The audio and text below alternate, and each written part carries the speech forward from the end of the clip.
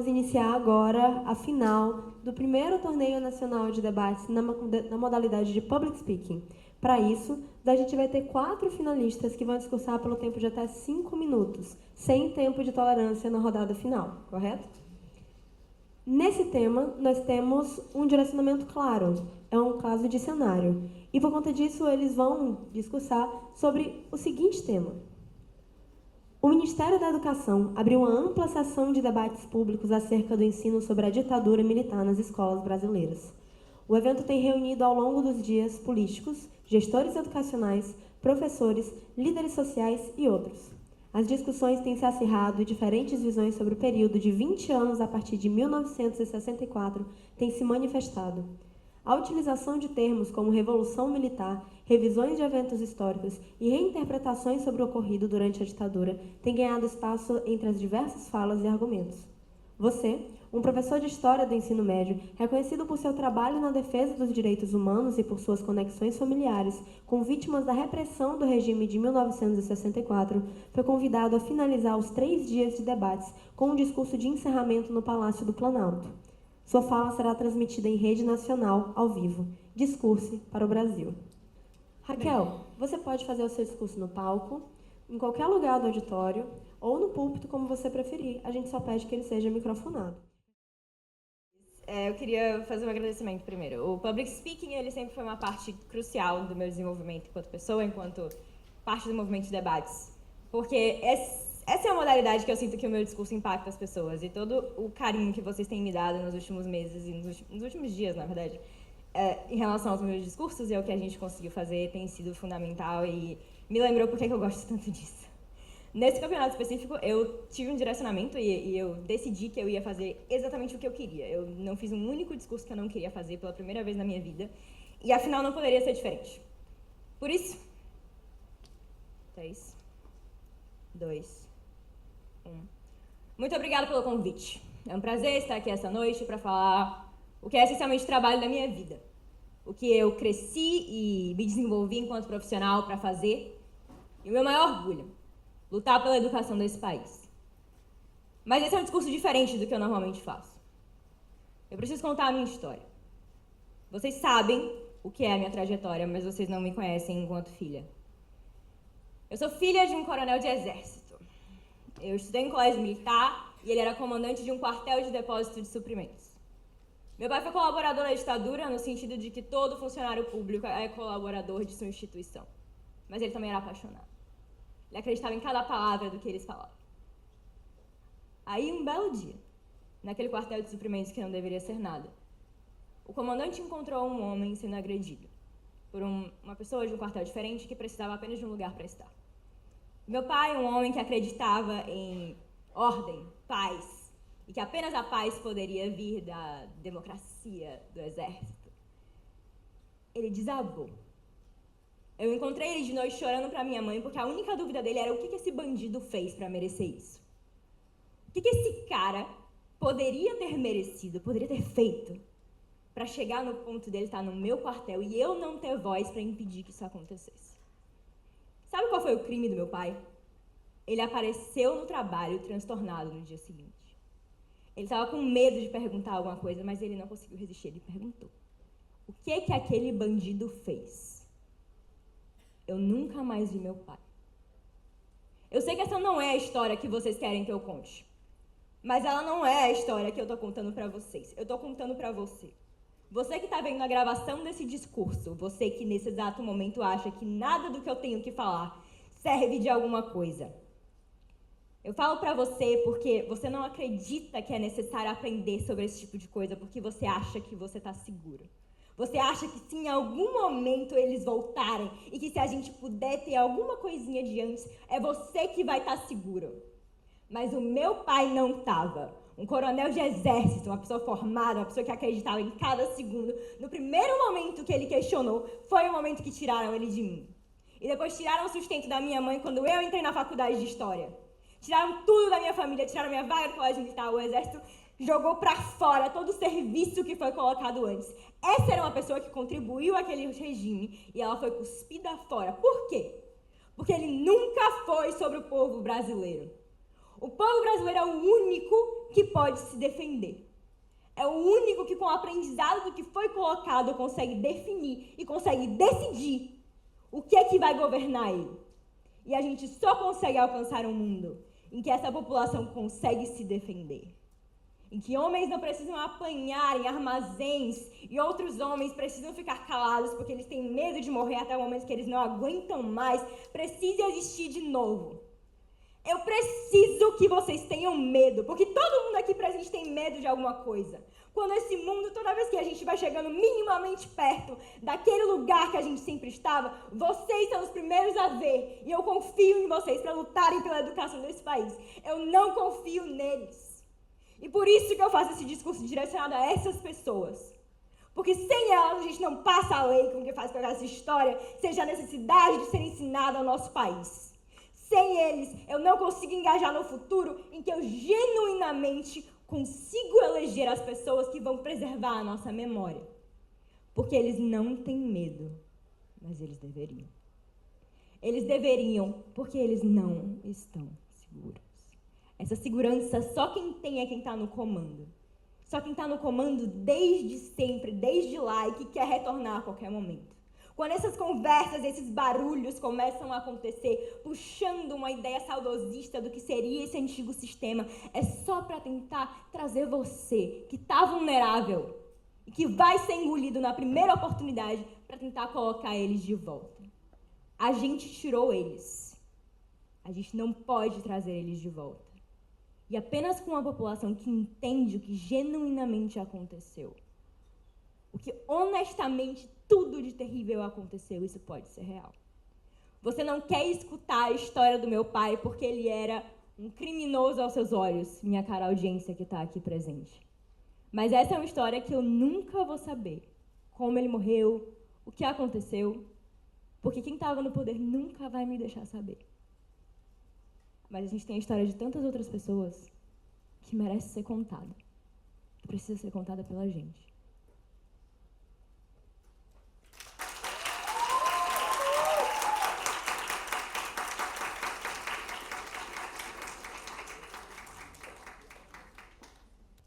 A mesa agradece o excelente discurso. Convido agora a segunda finalista, Maria Machezan, a discursar o mesmo tema. Antes de iniciar meu discurso, eu planejei alguns momentos sobre o que eu poderia falar para falar sobre o public speaking do primeiro torneio nacional de debates. E eu só tenho a dizer que eu amo muito essa modalidade. Eu comecei no public speaking essencialmente para melhorar, não era para competir. Só que eu me apaixonei completamente, especialmente pelas pessoas que me ensinaram sobre como que as palavras são coisas que simplesmente podem mudar muito a forma como nós somos, a forma como nós somos vistos. E eu tenho muito a agradecer à pessoa que me apresentou esse universo, que é o Fischer. Ele é meu mentor e foi a primeira pessoa a acreditar que eu poderia ter um pouquinho de potencial, mesmo eu sendo muito ruim. Eu acho que agora eu melhorei um pouco, gente. E também a todos os Speaker Masters por esse torneio incrível. Eu falei algumas vezes hoje, mas este tema de final é o tema mais incrível que eu já vi e que eu já discursei. Então, muito obrigada. E, parafraseando um dos nossos Speaker Masters, as palavras são nossa inesgotável fonte de magia. Eu acredito muito nisso. Agora eu vou tomar água de novo. Todos vocês fechem seus olhos. Levante a mão quem aqui já sentiu dor. Ainda de olhos fechados, levante a mão quem também já sentiu injustiça. Por fim, ainda de olhos fechados, levante a mão quem já sentiu solidão. Agora, mantenham suas mãos de pé, mas abram seus olhos e olhem ao redor. Todos vocês disseram que sabem o que é sentir dor, o que é sentir injustiça e o que é sentir solidão. E pensem como isso afeta todos vocês. Quando eu tinha 5 anos, pela primeira vez eu me deparei com os horrores da ditadura militar. Pela primeira vez, eu fiquei sabendo sobre como que as vítimas sofreram, como milhares de pessoas foram mortas, exiladas, torturadas. E eu me deparei com uma situação completamente disruptiva. Quando eu tinha 15 anos, pela primeira vez eu pensei sobre como eu queria lutar contra isso. E eu decidi que eu ia ensinar a todos, mostrar a todos esses relatos de pessoas que foram mortas, pessoas que foram exiladas, pessoas que foram torturadas. Foi nesse momento que eu decidi que eu ia ser professora de história e demonstrar para as nossas crianças como nós não podemos repetir os erros do passado. Hoje, em 2024, eu vejo todos esses problemas ressurgindo. Eu vejo novamente as narrativas apoiadoras da ditadura ressurgindo por falta de informação. Porque as pessoas se esqueceram sobre como que essas pessoas sentiram dor, injustiça e solidão. Todos vocês me falaram sobre como sabem o que é sentir dor, sobre como é sentir medo, sobre como que é sentir solidão. Mas nenhum aqui sabe o que é sentir uma vida inteira permeada por esses sentimentos. O que exatamente as vítimas da ditadura militar sofrem até hoje. Em 1964, a nossa história foi mudada. Ela foi mudada porque foi usurpado o papel da democracia na nossa sociedade. O papel da democracia, que era a alma da sociedade brasileira, por pessoas que queriam nos torturar, nos matar e nos exilar. E exatamente essas pessoas que por 20 anos estiveram no poder. Entretanto, todo esse sentimento não se esgotou ali, porque essas vítimas continuam ainda sofrendo isso na pele. Só que algumas pessoas simplesmente esqueceram disso, porque talvez nós paramos de falar um pouco. Todos vocês, pensem o que é sentir tudo isso por uma vida. O nosso papel aqui é informar as nossas crianças sobre como que nós não podemos repetir esses erros do passado. É informar sobre como que essas histórias de medo, de solidão, de injustiça, de dor permeiam essas pessoas. Porque a chave para nós mudarmos toda essa sociedade, para nós mantermos a democracia na nossa alma, é nós permitirmos com que essas pessoas saibam, com que as nossas crianças saibam. Está na nossa mão. Está na mão de todo mundo aqui apoiar a importância de nós informarmos, de nós contarmos essas histórias. Porque a nossa democracia, ela continua em risco. Não acabou lá atrás. E ela não vai acabar se nós não informarmos essas pessoas. Não vai acabar se nós não contarmos essas histórias e mantivermos todos esses aprendizados. Nós precisamos estudar, nós precisamos lutar, nós precisamos contar todas essas histórias. Porque somente assim vamos fazer com que essa história não mude. Com que a nossa democracia seja vigorante. Nós precisamos relembrar para não repetir.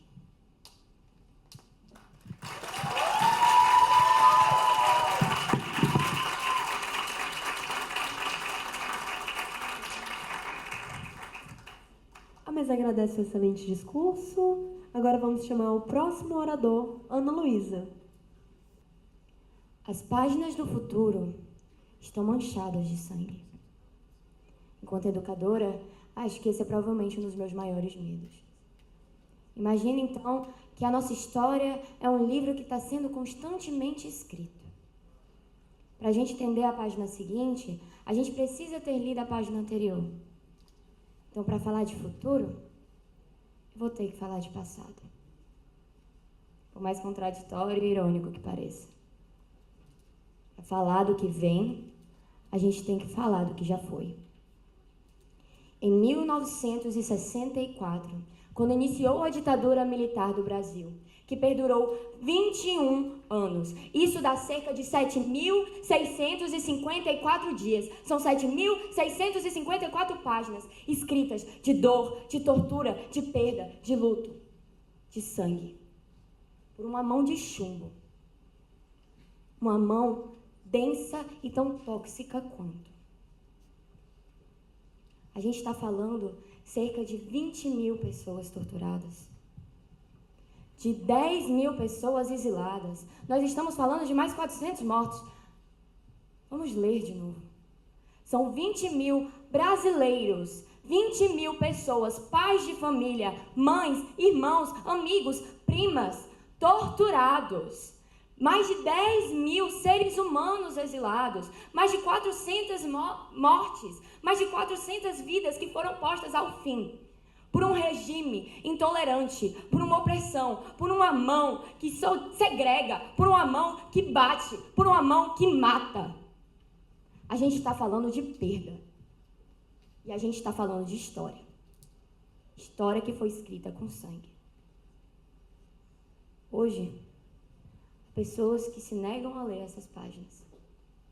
Há pessoas que fazem questão de arrancá-las. Há pessoas que fazem questão de censurá-las, de rasurá-las. Hoje, há gente que se nega a ver o passado.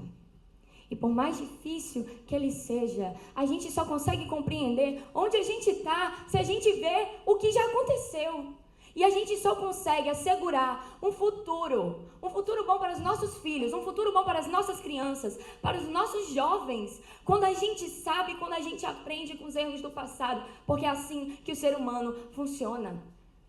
A gente precisa garantir que as nossas crianças possam escrever páginas com uma caneta leve, uma caneta de honestidade, que elas não banhem as suas páginas de sangue. As nossas crianças e os nossos jovens precisam ler para aprender que há coisas que não se perdem no passado, há coisas que não se pode sequer esquecer e, principalmente, há coisas que não se perdoam. É competência nossa, é responsabilidade nossa, de cada um de nós, dentro das nossas casas, dentro das nossas escolas, ensinar, perpassar o que pertence a nós, mas primordialmente, enquanto povo brasileiro, que é a nossa memória. Porque as páginas dos nossos livros vão se desgastar, os nossos tecidos das nossas roupas vão se desgastar e até o grande Palácio do Planalto um dia vai ruir, as nossas carnes ainda vão apodrecer. Mas as memórias que perpassam, o legado que fica, ele é a única coisa que é capaz de durar para sempre. É a única coisa que a gente deixa de fato nesse mundo. Porque o passado já foi, e isso a gente não pode mudar. Mas enquanto a geração que segura a caneta, é a nossa responsabilidade escrever palavras de honestidade, ser sincero e ensinar. Mostrar que não é sobre ideologia mais, não é sobre esquerda, não é sobre direita. Isso é sobre humanidade. Isso é sobre nós, é sobre eu, é sobre você, é sobre quem vem, é sobre quem pode fazer melhor.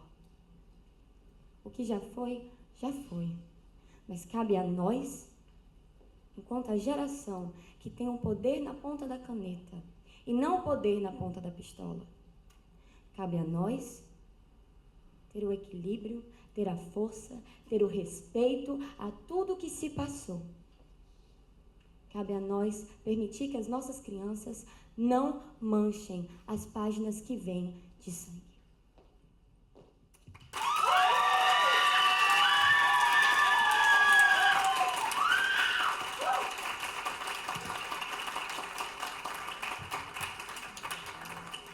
A mesa agradece esse excelente discurso. Agora nós vamos chamar o nosso último finalista, Carlos Eduardo.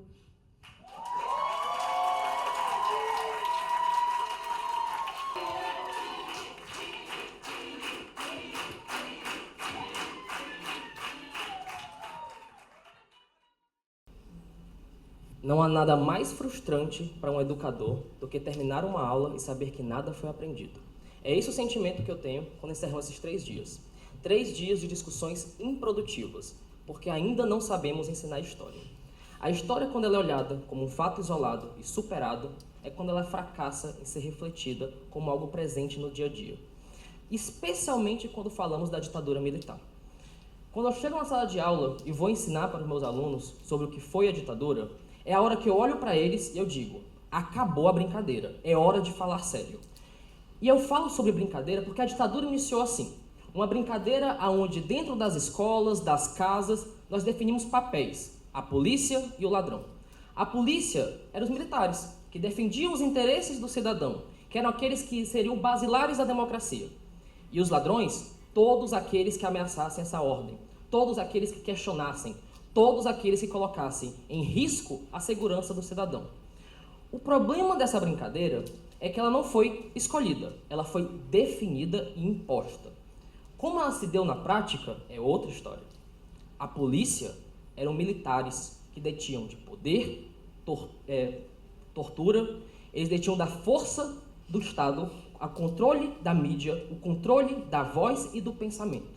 E os ladrões não eram simplesmente pessoas ruins, mas eram qualquer um que discordava disso, qualquer um que pensasse de forma diferente. Era Frei Tito, um acadêmico cearense, que organizou um congresso estudantil em uma casa alugada e foi preso. Era Marighella, que acreditava que através de uma resistência civil ele poderia eleger o próximo presidente.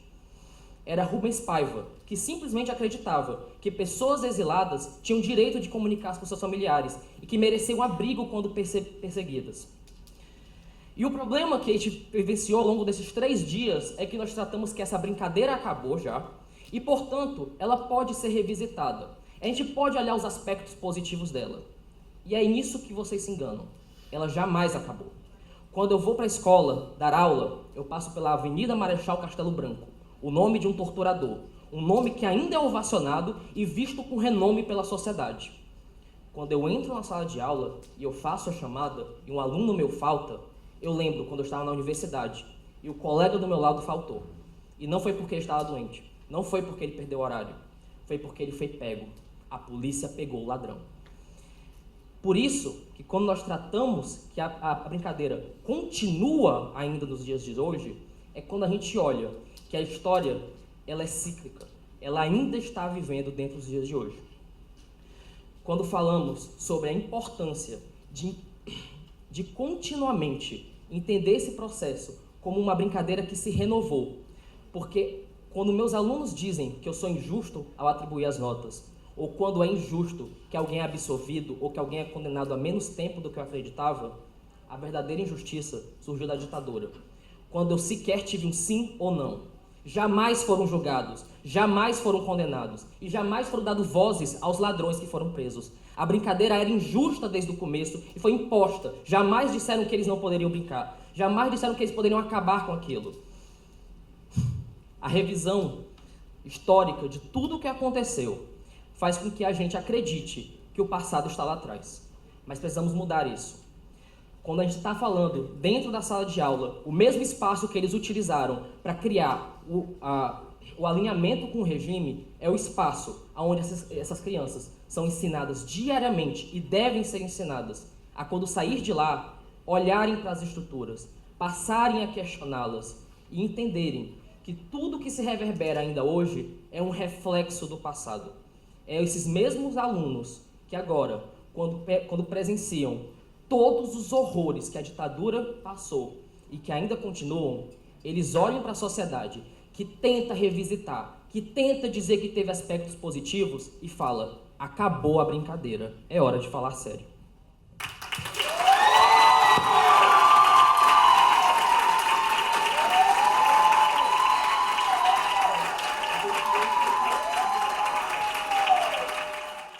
Agradece o excelente discurso e aproveito a ocasião para agradecer mais uma vez todos os excelentes discursos que nós ouvimos hoje. Agora nós vamos nos retirar para a deliberação e declaramos oficialmente encerrado o final de Public Speaking do primeiro torneio nacional de debate.